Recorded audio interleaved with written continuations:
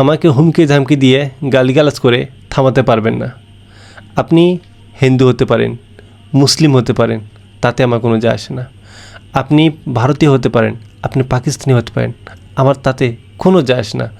আপনি যে ধর্মের হন, আপনি যে বর্ণের হন, আপনি যে দেশেরই নাগরিক হন না কেন, আপনি যদি জুলমের শিকার হন এবং সেটা যদি আমি সাদমান সাকিব জানতে পারি, আমি আপনাকে কথা দিলাম সবার আগে আমি আপনার পক্ষে কথা বলবো। এবং জালিম যত বড়ই শক্তিশালী হোক, যে ধর্মেরই হোক, যেখানকারই হোক, তার বিরুদ্ধে আমার কলম চলবে, আমার মুখ চলবে।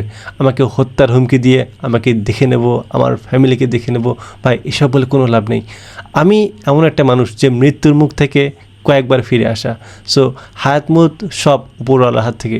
কিন্তু একটা তো সবসময় মাথায় রাখবেন, আমি এতটাও নিচু শ্রেণীর না যে অন্য একটা ধর্মকে অপমান করব বা নিজের ধর্মকে সবসময় বড় করে তুলব। আমার বাবা একজন শিক্ষক, আমার ফ্যামিলিকে নিয়ে আমি খুব বড় কিছু বলতে চাই না, তবে শুধু এতটুকু বলতে চাই যে আমার ফ্যামিলি এত নিম্নরুচি সম্পূর্ণ না যে কোনো একটা ধর্মকে ছোট করব বা কোনো মানুষকে নিচু চোখে দেখব। এই ধরনের মানসিকতা কখনোই আমার পরিবারকে শেখায়নি এবং আমিও এটা কখনোই করতে চাই না। আমাকে 2-4টা গালিগালাজ করে যদি আপনার শান্তি হয়, আপনি 1000টা গালি দিতে পারেন, আমার কোনো সমস্যা নেই। আমাকে শুধু যে হিন্দু লোকেরা গালি দেয় এমনটা নয়, আমাকে অনেক মুসলিম আইডি থেকে অনেক গালিগালাজ করে, আমাকে হত্যার হুমকি পর্যন্ত দেয়।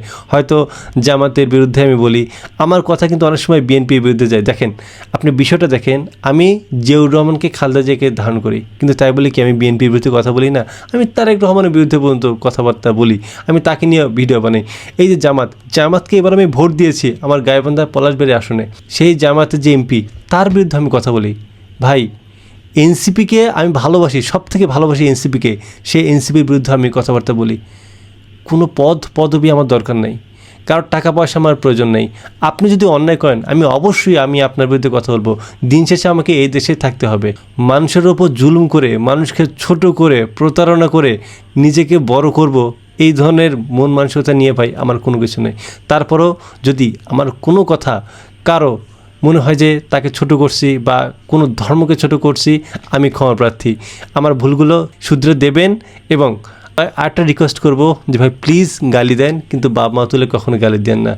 আপনাদের এই গালিগালাজটা ঠিক আছে, আমি মেনে নেব, কিন্তু ভাই অন্তত বাবা মা বা ফ্যামিলি তুলে নেবে না, এটা খুবই কষ্টদায়ক।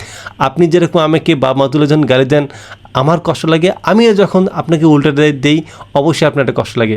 একটা ভাই আমাকে ইনবক্সে বলছে যে ভাই আপনি আমার বাবা মা তুলে আমাকে গালি দিলেন, বুঝতে পারছি তিনি অনেক কষ্ট পেয়েছেন, কিন্তু আমিও আকস্মিকভাবে তাকে দিয়েছি, কারণ সেও আমাকে ওইভাবে গালিগালাজ দিয়েছে। লাস্ট একটা কথা বলবো যে অন্যায়ের বিরুদ্ধে লড়াই চলবে ইনশাল্লাহ। যতদিন বেঁচে আছি অন্যায়ের বিরুদ্ধে প্রতিরোধ করবই ইনশাল্লাহ। আপনারা সবাই দোয়া রাখবেন, ভালো থাকবেন, আল্লাহ হাফেজ।